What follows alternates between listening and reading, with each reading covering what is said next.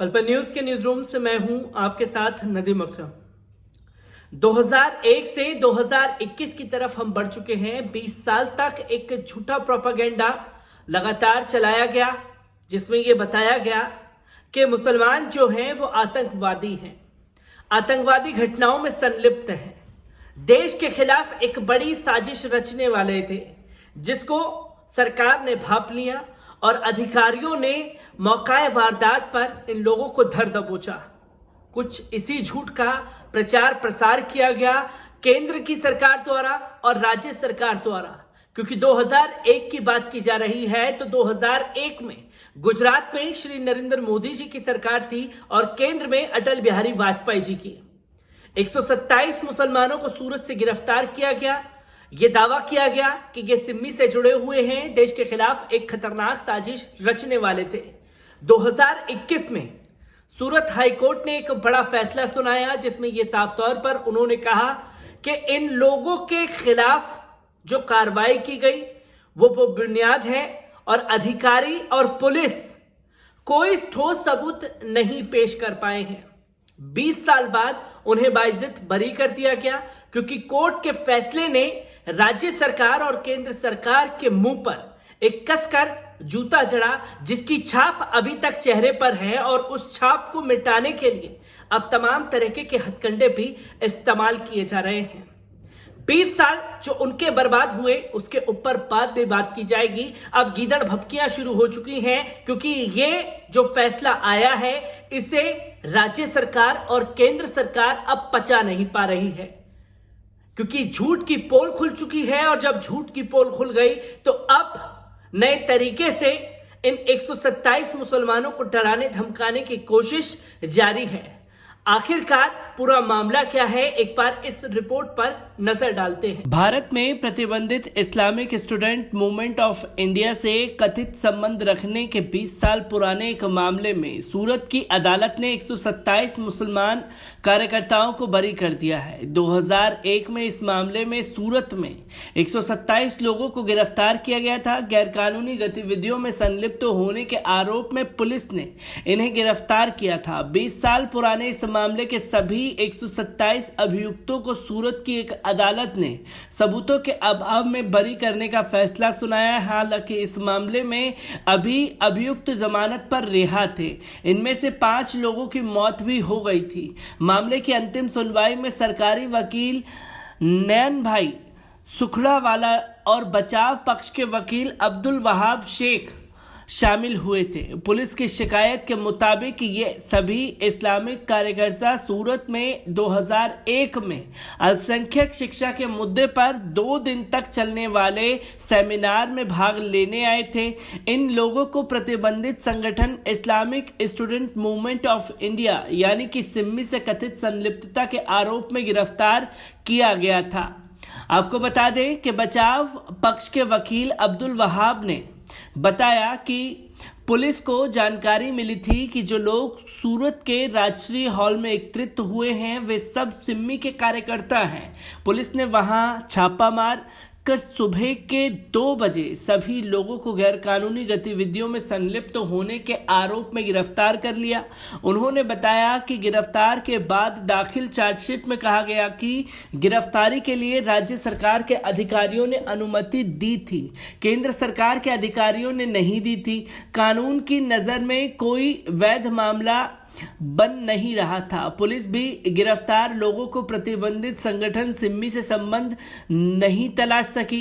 शेख ने बताया कि 1 साल जेल में बिताने के बाद उनमें से 120 लोगों को जमानत मिल गई थी। 7 अभियुक्तों को सुप्रीम कोर्ट से जमानत मिली। इस मामले में 27 गवाहों की पेशी हुई।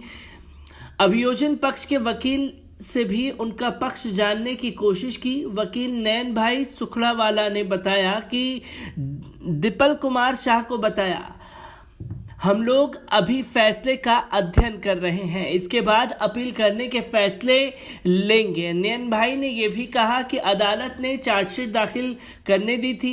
अब 20 साल बाद सबको बरी किया गया है। ऐसे में राज्य सरकार चाहे तो इस मामले में अपील कर सकती है। पुलिस शिकायत के मुताबिक दिसंबर 2001 में दिल्ली के जामिया नगर स्थित all India minority education board ने सूरत के राजश्री हॉल में 2 दिवसीय सेमिनार का आयोजन किया था। इसमें अल्पसंख्यकों के शैक्षणिक अधिकार को संवैधानिक ढांचे में लाने की बात पर विचार विमर्श होना चाहिए। इस सेमिनार में भारत के 10 राज्यों से 127 युवाओं ने हिस्सा लिया था। सेमिनार 28 दिसंबर से शुरू होना था और पुलिस ने 27 सितंबर की रात राजश्री हॉल में छापा मारकर 127 लोगों को हिरासत में ले लिया था। पुलिस ने यह भी कहा था कि लोगों की गिरफ्तारी के दौरान वहां से सिम्मी से संबंधित साहित्य भी बरामद किया गया था। पुलिस ने दावा किया था कि उन्हें जानकारी मिली थी कि प्रतिबंधित Islamic student movement of India Simmi के कार्यकर्ता सूरत से 27 से 30 दिसंबर के बीच धार्मिक बैठक का आयोजन कर रहे हैं। इस जांच में यह भी कहा गया कि अखिल भारतीय अल्पसंख्यक शिक्षा बोर्ड अपने स्तर पर भी जांच कर रहा है। पुलिस के मुताबिक राजश्री हॉल की बुकिंग सूरत में सिम्मी के पूर्व अध्यक्ष अलिफ भाई साजिद भाई मंसूरी ने की थी। ब्यूरो रिपोर्ट पल न्यूज। तो दोस्तों, आपने देखा कि 127 मुसलमानों को 20 साल बाद बरी कर दिया गया।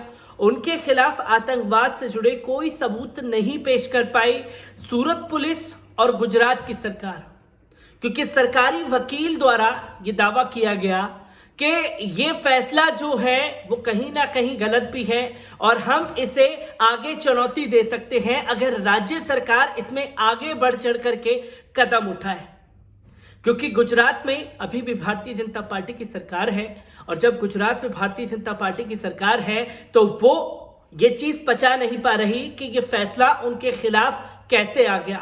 इसको अब चुनौती देने की तैयारी जो है वो राज्य सरकार द्वारा की जा रही है, क्योंकि झूठ ज्यादा दिन तक टिकता नहीं और जब झूठ का किला ढहता है तो उसकी तस्वीरें ऐसे ही सामने आती हैं जो आज सूरत के कोर्ट द्वारा सामने आई हैं। पर इस बीच जो पीड़ित थे उनका भी बयान हम लोगों के पास आया है, उनके भी बयान पर एक बार नजर डाल लीजिए। रहीम, मेरा नाम जियाउद्दीन सिद्दीकी है। हम लोग आज यहाँ पर केस के सिलसिले में जमा हुए थे। सबको निर्दोष कोर्ट ने डिक्लेयर कर दिया है। हम लोग दिसंबर 2001 में राजशाही हॉल के अंदर जमा हुए थे एक सेमिनार में। All India minority education board का एक सेमिनार था जिसमें सब लोग जमा हुए थे, लेकिन पुलिस ने सबको 28 और 27 के बीच वाली रात को अरेस्ट किया और ये बताया कि ये सिमी के लोग हैं और ये अनलॉफुल असेंबली कर रहे हैं और इनका प्लान कुछ और है। इस तरह से अरेस्ट किया था और तकरीबन 1 साल के करीब जेल में रहे, लेकिन ये प्रोसेस 20 साल तक चलने के बाद आज जो एंड को पहुंचा है, तो हम इस पर अल्लाह का शुक्र अदा करते हैं। दूसरी बात यह है कि इसके बाद हम एक दूसरा क्वेश्चन पुट अप करना चाहते हैं सिस्टम पे। जो सिस्टम जिन्होंने कंप्लेन की थी वही हमारे इन्वेस्टिगेशन ऑफिसर थे। लीगली कैसे सही है हमें नहीं मालूम, लेकिन सिस्टम ने जो है उनको ये पावर दिया है। दूसरा, सिस्टम ने 20 साल हमारे ख़राब किए हैं। ये सिस्टम ने 20 साल हमारे कैसे ख़राब किए? हमारी बीवी बच्चे, हमारे कारोबार, हमारे जॉब्स, इतनी प्रॉब्लम्स जो फेस करनी पड़ी, कितने लोगों को जॉबलेस होना पड़ा, कितनों के कारोबार ख़राब हुए, 1-1 साल तक जेल में रहना पड़ा, हर महीने यहाँ आकर हज़ारों रुपया खर्च करना पड़ा, वकीलों की फ़ीस, ये सारे मामला।